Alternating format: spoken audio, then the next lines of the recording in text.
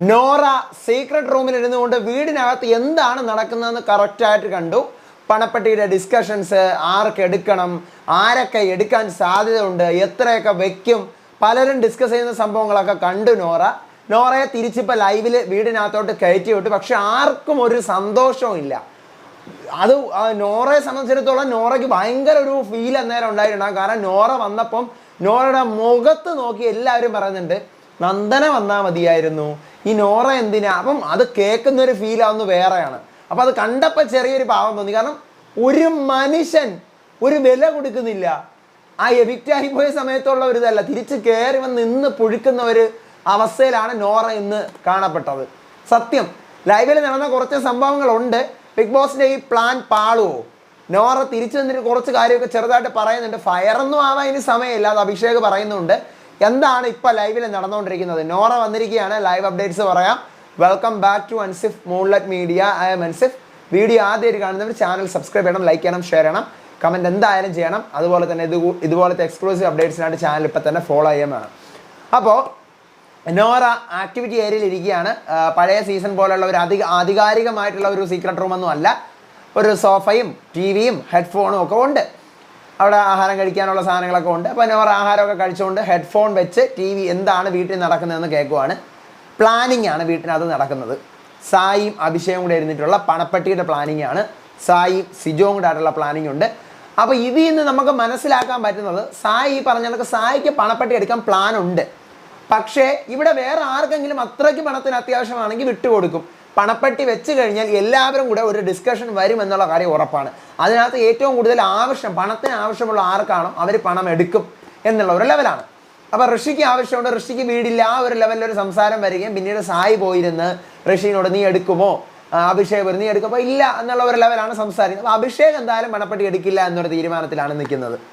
പിന്നെ സിജോയും എടുക്കില്ല എന്നൊരു തീരുമാനത്തിലാണ് നിൽക്കുന്നത്. സായി ഈ പറഞ്ഞ കണക്ക് 10 lakh എബോ വെച്ച് കഴിഞ്ഞാൽ എടുക്കും എന്നാണ് നമുക്ക് ആ വിഷ്വൽസിൽ നിന്ന് മനസ്സിലാവുന്നത്. അതിന് എടുത്തു കഴിഞ്ഞാൽ കുറച്ച് നന്ദനയ്ക്ക് കൊടുക്കാനുള്ള ഒരു സാധ്യതയും അതിനകത്തുനിന്ന് നമുക്ക് മനസ്സിലാവുന്നുണ്ട്. പക്ഷേ ഇത് എടുക്കാതെ തന്നെ എനിക്ക് വേണമെങ്കിൽ നന്ദനയ്ക്ക് കൊടുക്കാം എന്നും സായി അഭിഷേകിൻ്റെ അടുത്ത് പറയുന്നുണ്ട്. ഋഷി എടുക്കണോ വേണ്ടേ ആ ഒരു മൈൻഡാണ്. എന്തായാലും വീട്ടിൽ ഒരു ഡിസ്കഷൻ വെച്ച് എടുക്കും. വീണ്ടും ഫുള്ള് പണപ്പെട്ടി ഇത് തന്നെയാണ് ചർച്ച. ഇത് ഫുള്ള് നോറ ഇരുന്ന് കാണുവാണ്. എന്നിട്ട് നോറ പറയണം, നിങ്ങളിത് കാണുന്നില്ലേ ജനങ്ങളെ, പണപ്പെട്ടിക്ക് വേണ്ടിയാണ് ഇവരിവിടെ വന്നിരിക്കുന്നത്. അപ്പം ഇങ്ങനെയുള്ള ആളുകളെയാണോ നിങ്ങളിവിടെ നിർത്തുന്നത്? നിങ്ങളിത് കാണുന്നില്ലേ, പണപ്പെട്ടിക്ക് പണം നീട് തന്നെയാണ്, പണം ആവശ്യം. ഈ പണമേ എന്ന് പറഞ്ഞുകൊണ്ട് ഈ കാര്യം തന്നെയാണ് ഇവിടെ ചർച്ച, ഇത് മാത്രമാണ് ഇവിടെ നടക്കുന്നത് എന്ന് പറഞ്ഞുകൊണ്ടിരിക്കുകയാണ്. അപ്പം വീട്ടിൽ ലൈറ്റ്സ് ഒക്കെ ഓഫ് ആവുന്നു. ആദ്യം തന്നെ എല്ലായിടത്തും ഗാർഡൻ ഏരിയയിലോട്ട് പോകാനൊക്കെ ബിഗ് ബോസ് പറയുകയാണ്. എന്നിട്ട് പിന്നീട് നേരെ എല്ലാവരെയും വീട്ടിനകത്തോട്ട് കയറ്റിയിട്ട് നോറ എടുത്ത് ഹെഡ്ഫോണിലൂടെ ബിഗ് ബോസ് പറയുകയാണ്. നോറ ഇപ്പം കുറച്ച് കഴിഞ്ഞൊരു പാട്ട് കേൾക്കും. അപ്പം നോറ എന്ത് ചെയ്യണം, തിരിച്ച് വീട്ടിനകത്തോട്ട് പോകണം. തിരിച്ച് വീട്ടിനകത്തോട്ട് പാട്ട് കേൾക്കുമ്പം പാട്ട് തീരുമ്പോൾ വീടിനകത്തേക്ക് കയറണം. അല്ലാത്തപ്പോൾ നോറ ഗാർഡൻ ഏരിയയിൽ ഇങ്ങനെ കറങ്ങണം. ഈ യക്ഷിയെ പോലത്തെ ഈ വേഷം ഇട്ടിട്ട് വേണം നോറ കറങ്ങാൻ എന്ന് പറയുന്നു. അപ്പം എന്നെ കൊണ്ട് പറ്റുള്ള ബിഗ് ബോസ് പറ്റും, നോറയെ കൊണ്ട് പറ്റും. അപ്പം നോറ ഇവിടെ കണ്ട കാര്യങ്ങളൊക്കെ മനസ്സിലായി, ഞാൻ നോക്കിക്കോളാം എന്നൊക്കെ പറഞ്ഞിട്ട് നോറയെ കുറച്ച് കഴിഞ്ഞ് പാട്ടിടുകയാണ്. പുതുമഴയായി വന്നു നീ, ആ പാട്ടിടുന്നു. എല്ലാവരും ലൈറ്റ്സ് ഒക്കെ ഓഫായി കിടക്കാനൊക്കെ ഉള്ള ഒരു മട്ടിലാണ്. എല്ലാവരും ആദ്യത്തെ ഒരു 3 സെക്കൻഡ് പേടിക്കുന്നു. ഇതെന്ത് നോറ, ഈ 3ാമത്തെ സെക്കൻഡ് എല്ലാവരും നോറ എന്നൊരു തീരുമാനം പറയാം. അപ്പം നോറ വന്നിട്ട് പോലുമില്ല. നേരെ എല്ലാവരും കൂടി എവിടെ നിന്ന് കേൾക്കുന്നതെന്ന് പറഞ്ഞുകൊണ്ട് നേരെ ഇറങ്ങുമ്പോൾ ഉണ്ട് നോറ ആക്ടിവിറ്റി ഏരിയയിൽ നിന്ന് ഇങ്ങനെ വെള്ള വസ്ത്രമൊക്കെ ധരിച്ച്. ബിഗ് ബോസ് തന്നെ പറഞ്ഞു കൊടുക്കുന്നു മുടിയൊക്കെ എടുത്ത് ഫ്രണ്ട് ചെയ്യണം. അപ്പോൾ അങ്ങനെ മുടിയൊക്കെ എടുത്ത് ഫ്രണ്ട് ഇങ്ങനെ കൈയൊക്കെ എടുത്ത് പിടിച്ച് നടക്കുകയാണ്. നോറയുടെ മുടിയുടെ തുമ്പറ്റത്ത് കളർ അടിച്ചിട്ടുണ്ടല്ലോ. അപ്പോൾ എല്ലാവർക്കും മനസ്സിലാവുന്നു നോറ ഈ പറയുന്ന പോലെ നോറയാണെന്നുള്ള കാര്യം. അപ്പം വന്നുകൊണ്ട് എല്ലാവരും ലിവിങ് റൂം ക്ലോസ് ആണ്. അപ്പോൾ പാട്ട് കേട്ടുകൊണ്ടിരിക്കുകയാണ്. കഥയറിയാതെ. അപ്പം എല്ലാവരും നോറ തന്നെ. അപ്പം അതിനിടെ കൂടെ സിജോയും സായും കൂടെ പെങ്ങളെ നമ്മുടെ പെങ്ങളായിരിക്കോടാ, ആ ഒരു ലെവലിൽ നന്ദനയായിരിക്കും. നന്ദനയാണോ അതോ മോൺസ്റ്റർ ആണോ എന്നൊക്കെ പറഞ്ഞ് സംസാരിച്ചുകൊണ്ടിരിക്കുന്നു. പാട്ട് തീരുന്നു. നോറ അങ്ങോട്ടും ഇങ്ങോട്ടും അലഞ്ഞിരിഞ്ഞ് നടന്നിട്ട് നേരെ സെറ്റിയിൽ സോഫയിൽ ഗാർഡൻ ഏരിയയിൽ സ്കേൽ അവിടെ പോയിരുന്നു. ഇങ്ങനെ തലയെ മൂടി ഇങ്ങനെ കറക്റ്റ് പ്രയത്നം കണക്കെ നോക്കി നോറ ഇങ്ങനെയൊക്കെ വന്ന് ഇങ്ങനെ തലയൊക്കെ മൂടിയിരിക്കുന്നു. സായി പോയി നേരെ നോക്കുന്നു. നോറ തന്നെയാണ്. നോറ നേരെ വീട്ടിനകത്ത് കയറുന്നു.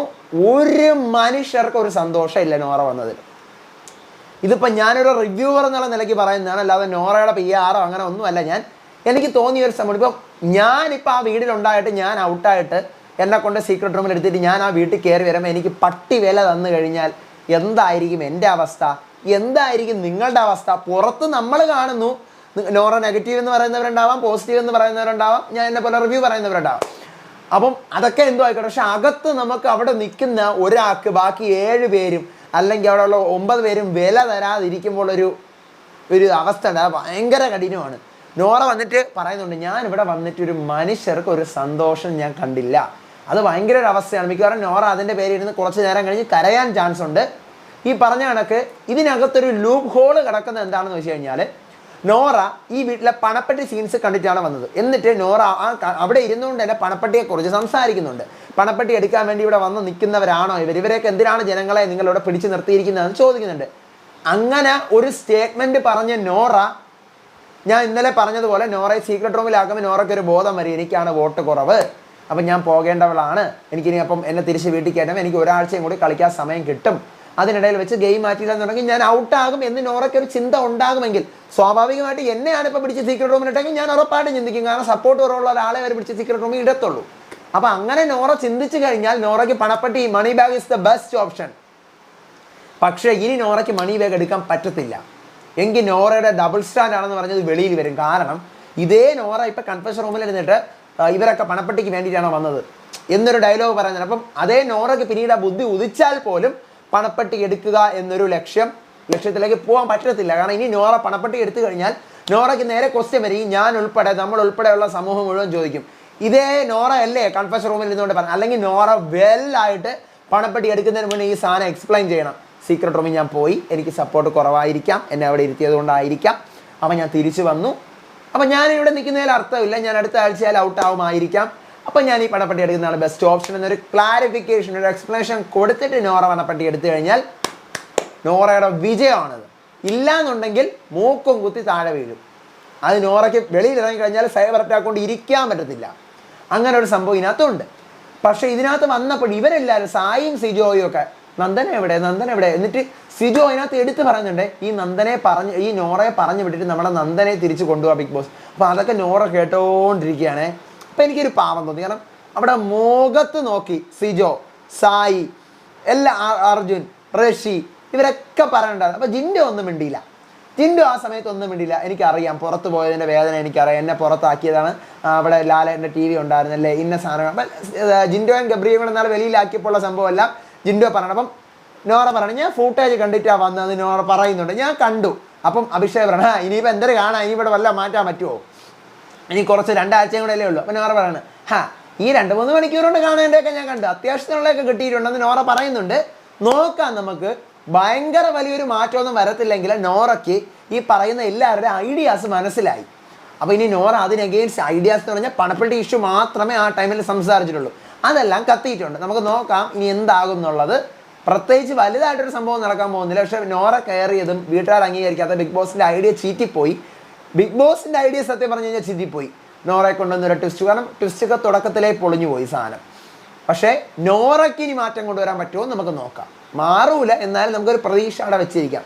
അപ്പോൾ ഇനി ഞാൻ നാളെ ഇന്നിനി പ്രൊമോ വരട്ടെ, അല്ലെങ്കിൽ നാളെ ഇനി വേറെ എന്തെങ്കിലും ലൈവ് അപ്ഡേറ്റുകളായിട്ട് വരാം. അപ്പോൾ അതുവരേക്കും ബൈ ആൻഡ് ടേക്ക് കെയർ.